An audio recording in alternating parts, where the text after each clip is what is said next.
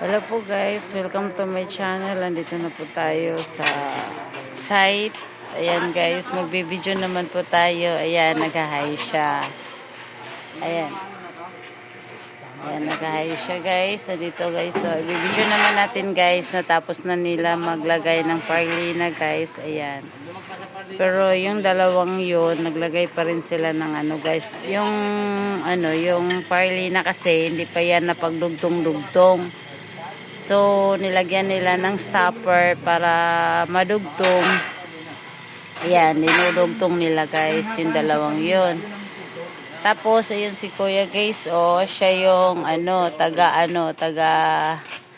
lagay dyan sa may sako na yun guys, yun, may sako na yun guys, nilalagyan niya ng bakal yan. Tapos, para natali, nahatak yan pataas doon. Ayan. Ayan guys. Ayan, tapos dito guys, Hi Gimo! Hi guys!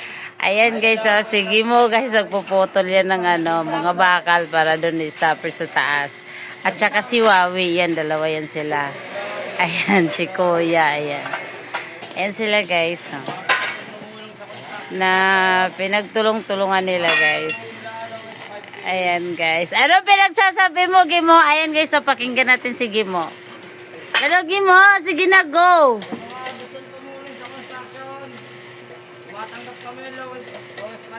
Ayan. Nakakatuwa. Ayan guys, napaka-joker talaga.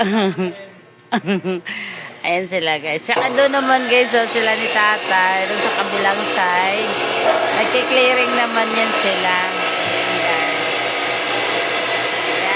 Kawawa guys sobrang init. Ayan sila guys. So guys, yung kabuuan ng site guys. So, kasi pag natatapos nila yan guys, lalagyan na yan ng, hindi pa pala guys, may lagay pa yan sila dyan sa gitna, may awang dyan sa gitna na yan.